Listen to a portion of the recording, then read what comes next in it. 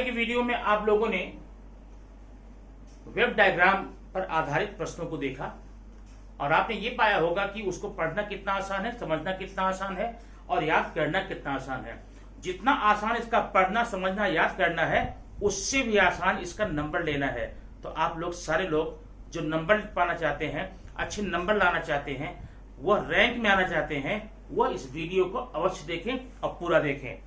अब ये उसी श्रेणी में, उसी क्रम में अगला हम आगे चल रहे हैं स्टेप नंबर 2 में।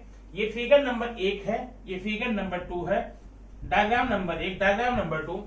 पहला देखना यह है आपदा पूर्व प्रबंधन के कदम, step, characters, pre disasters management. Pre disaster management में कौन कौन से एक्शन लिए जाते हैं, क्या क्या किया जाता है, आपको इसमें वो फिलअप करना है। ये बड़ी सिंपल सी बात है। पहले आपदा क्या होता है आप जानते हैं। कभी कहीं पर भूकंप आ गया, बाढ़ आ गई, अकाल पड़ गया, हिमस्खलन हो गया, जैसा अभी उत्तराखंड में हुआ था, ठीक है ना, अभी जल्दी में 2-4 दिन पहले। तो ऐसी स्थितियां आती हैं, उसके बाद हम व्यवस्थाएं करते हैं, वो अलग बात की है, आपदा की बात करते हैं। लेकिन कुछ चीजें, कुछ स्टेप हमें आपदा प्रायिकता क्षेत्र में जाकर के आपदा आने के पूर्व ही करनी पड़ती है। वो कौन कौन सी तैयारियां हैं, कौन कौन से कदम हैं, आपको इसमें भरने हैं। 1 2 3 4 4 बॉक्स हैं, 4 आप कर लेंगे। पहला काम, आपदा के पहले, आपदा से बचने के लिए, आपदा से होने वाले नुकसान की, जान माल के नुकसान की कमी लाने के लिए हम क्या क्या करेंगे। नंबर 1 करते हैं आपदा प्रायिकता वाले क्षेत्रों को पहचानना। पहला काम होता है जहां आपदाएं आती हैं। अब आप देखे होंगे बाढ़ जहां पर आती है हर साल लगभग वहीं पर आती है बाढ़, होता है ऐसा ना। भूस्खलन, हिमस्खलन जहां होता है लगभग एक उसका क्षेत्र है कि वहां पर हर साल बाढ़ आएगी ही।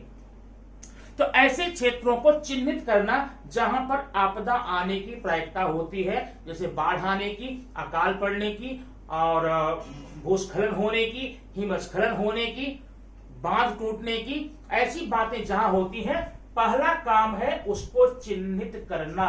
तो नंबर 1 आप क्या लिखेंगे, आपदा प्रायिकता क्षेत्रों को चिन्हित करना, पहचान करना, नंबर 1। नंबर 2 में भरेंगे यहां पर आधुनिक यंत्रों के द्वारा वहां पर आने वाली आपदाओं की तीव्रता का आकलन करना, कि अगर यहां आपदा आएगी उसकी तीव्रता कितना हो सकती है, उसकी भयंकरता कितना हो सकती है, उससे कितने जान माल की नुकसान हो सकता है, ये आपको पता लगाना पड़ेगा। नंबर 2 हो गया। पहला क्या हो गया, स्थान को चिन्हित करना। दूसरा, आने वाली आपदाओं का आकलन करना, कितना बड़ा नुकसान हो सकता है, छोटे में लिखेंगे यहां पर। नंबर 3 है, नंबर 3 में आपदा के पूर्व आवश्यक घटकों को वहां पर जमा करना, आवश्यक चीजों का वहां पर जमावड़ा करना, जैसे आने जाने की व्यवस्था है कि नहीं है, सड़क यातायात है कि नहीं है, स्कूल व्यवस्था है, रहने की व्यवस्था है, बिजली पानी व्यवस्था है, ये सारी चीजों का वहां पर हमें व्यवस्थापन करना पड़ता है। नंबर लास्ट है, इंपॉर्टेंट है, लोगों में जागरूकता पैदा करना। लोगों में जागरूकता पैदा करना, भाई आपदा आती है, आप लोग क्या क्या करेंगे, अपनी हेल्प करें, अपने बगल वालों करें, अपने परिवार को बचाने का प्रयास करें। इस प्रकार से अगर 4 शब्द यहां लिख देते हैं, आपको हर वर्ड हाफ मार्क का है, ये 2 नंबर का क्वेश्चन आपका हो जाता है। पास में भाई, तो ये हो गया आपदा के पूर्व प्रबंधन के कदम, step pre disaster management. Disaster के पहले क्या क्या हम स्टेप लेते वो है। अब यहां पर दूसरे फिगर में, दूसरे डायग्राम में आप देख सकते हैं प्रथमोपचार के उद्दिष्ट क्या है, उद्दिष्ट माने प्रथमोपचार, फर्स्ट एड जो दिया जाता है, the aim of first aid, objective of first aid, क्या उसके उद्देश्य है, क्या उसके गोल, क्या लक्ष्य है कि हम जो प्रथमोपचार देते हैं। पहले तो आपको ये समझना पड़ेगा कि प्रथमोपचार होता क्या है, फर्स्ट एड होता क्या है। आप अपने घरों में देखे होंगे मान लो किसी का कोई अंग कट गया, बराबर है, खून निकल रहा है, तो पहला काम आपका ये होता है उस खून के प्रवाह को बंद करने की व्यवस्था करें, बराबर है। नहीं तो डॉक्टर के पास जाने के पहले या हॉस्पिटल जाने के पहले तो उसका सारा का सारा रक्त निकल जाएगा, दुर्घटना हो सकती है। तो जो आपने खून के रोकने की व्यवस्था की उसे हम फर्स्ट एड में मानते हैं, प्रथमोपचार में मानते हैं। या चोट लगी है उस पर पट्टी मरहम करना, बैंडेज लगाना, कुछ जो एंटीसेप्टिक क्रीम लगाना, जो भी व्यवस्थाएं आप करते हैं उसे हम फर्स्ट एड किट में, फर्स्ट एड में रखते हैं। एग्जाम्पल, कोई बेहोश हो गया, तो बेहोश हो गया तो आपको उसे डॉक्टर के पास ले जाना है, लेकिन उसके पहले आप क्या करते हैं, उसको आप खुली जगह पर रखते हैं जहां पर पर्याप्त मात्रा में ऑक्सीजन हवा मिल सके। आसपास में लोगों की भीड़ इकट्ठा नहीं होने देंगे ताकि हवा आसानी से आ सके, ठीक है। उसके बाद उसके मुंह के द्वारा ऑक्सीजन का प्रवाह करते हैं, ये भी फर्स्ट एड में आता है। उसके तलवे को रगड़ते हैं, उसके हाथ को रगड़ते हैं, उसमें ढेर सारी प्रक्रियाएं होती हैं जो करते हैं, उसे कहते हैं प्रथमोपचार। अब यहां है प्रथमोपचार के उद्देश्य क्या है। आखिर जब किसी को कोई समस्या हो गई, दुर्घटना हो गई, तो डॉक्टर को हम ले ही जा रहे हैं, तो प्रथमोपचार घर पे क्यों कर रहे हैं, इसका रीजन सुनिए, क्या उद्देश्य है। पहला उद्देश्य यह है प्रथमोपचार का कि डॉक्टर के आने के पहले या हॉस्पिटल पहुंचने के पहले कोई दुर्घटना न हो जाए, उसको रोकने के लिए हम प्रथमोपचार करते हैं। नंबर 1 क्या हो गया, डॉक्टर के, अगर कोई डॉक्टर आ रहा है तो डॉक्टर के आने के पहले या हॉस्पिटल जाने के पहले कोई दुर्घटना न हो, उसे रोकने के लिए हमें प्रथमोपचार करना पड़ता है। नंबर 1। नंबर 2, कुछ प्राकृतिक चीजें हैं जिसे हम जानते हैं उसको प्रदान करने से वह डॉक्टर के पास जाने लायक हो जाएगा या डॉक्टर के आने तक जिंदा रहेगा, जिसे ऑक्सीजन देना है उसके लिए। नंबर 3, अब जैसे मान लो अभी मैंने बताया उसका ब्लीडिंग हो रहा है, खून निकल रहा, कट गया है, ठीक है ना, तो डॉक्टर के जाने के पहले, हॉस्पिटल जाने के पहले उसका जो दुर्घटना की प्रायिकता है, परसेंटेज है, वो बढ़ने ना पाए, इसलिए हम यहां पर कहते हैं। नंबर अगला, जीवन को बचाने के लिए, रोगी के जीवन को बचाने के लिए हम प्रथमोपचार देते हैं, ठीक है। नेक्स्ट, रोगी के जीवन के लाइफ स्पैन को, जीवन प्रसार को बढ़ाने के लिए, नहीं कुछ घंटे कुछ मिनट और जी ले ताकि हम इसको उचित व्यवस्था दे पाए। इस प्रकार से आपको इसमें 6 बॉक्स दिए गए हैं, 2 आपको फिलअप करके बोर्ड के द्वारा दिया जाएगा, 4 में आपको फिलअप करना होगा। उन 4 को फिलअप करके हाफ नंबर के सारे बॉक्स होंगे, प्रत्येक पूरा करके आप 2 नंबर ये पा सकते हैं। है ना आसान, ठीक है। आइए देखते हैं तीसरा फिगर क्या कहता है, तीसरा डायग्राम क्या कहता है, उसको ये इस प्रकार से है। ये रहा डायग्राम नंबर 3 आपके सामने, बहुत ही सिंपल है। अब जरा ध्यान देना, कभी कभी ये 2 नंबर का आएगा, कभी कभी 3 का, 2 का कब आएगा तो छोटा रहेगा, 3 का आएगा, मैंने बढ़ा के दिखा दिया है। फिगर नंबर 3, ये क्या है, पारिस्थितिकी, इकोसिस्टम। इकोसिस्टम के कौन कौन से फैक्टर्स हैं, what are the factors of ecosystem. पारिस्थितिकी के कौन कौन से घटक हैं, तो आप क्या लिखेंगे, पारिस्थितिकी के, इकोसिस्टम के 2 फैक्टर्स हैं, एक है अजैविक घटक, एक है जैविक घटक। Abiotic factors and biotic factors, abiotic and biotic. अब देखिए, अजैविक घटक को फिर से 2 भागों में बांटा गया, क्या है, भौतिक घटक और रासायनिक घटक। भौतिक घटक, रासायनिक घटक। अब अगर आपका सिलसिला यहीं पे बंद हो जाता है तब तो 2 मार्क्स होगा, और आगे बढ़ाएंगे तो भौतिक घटक में क्या लगेंगे, मिट्टी है, पहाड़ है, नदी है, पानी है, जंगल है, ये सब आपके भौतिक घटक हो जाएंगे। जबकि रासायनिक में हवाएं हैं और ढेर सारी प्रकार की गैसेस हैं जो हमारे एटमॉस्फेयर में है, हवा और गैस, ये रासायनिक घटक में आ जाएगी। आइए ना देखते हैं जैविक घटक क्या है, बायोटिक फैक्टर्स क्या है। इसके 2 भाग हैं, एक है स्वयंपोषी ऑटोट्रॉपिक, एक है परपोषी हेटेरोट्रॉपिक। स्वयंपोषी, परपोषी। अब स्वयंपोषी में कौन आता है, स्वयंपोषी में आते हैं सारे पौधे, कौन से, हरे पौधे, ग्रीन प्लांट्स, जबकि परपोषी में, हेटेरोट्रॉपिक में क्या आते हैं? भक्षक। क्या है? भक्षक। ठीक है। अब भक्षक में क्या क्या आते हैं, इसमें फिर आगे बन जाएगा प्राथमिक भक्षक,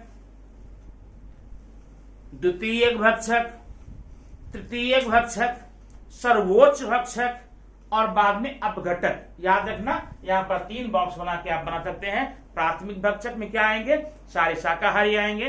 द्वितीयक में, तृतीयक में और सर्वोच्च में मांसाहारी, और सर्वोच्च में कौन आएगा? सर्वाहारी, जो शाकाहारी भी है मांसाहारी भी है। लास्ट में कौन आता है? लास्ट में आता है अपघटक। इस प्रकार से आप पूरा करके इसको 3 नंबर ले सकते हैं। बड़ा सिंपल, देख लें, आप ऐसे ही भी याद कर सकते हैं।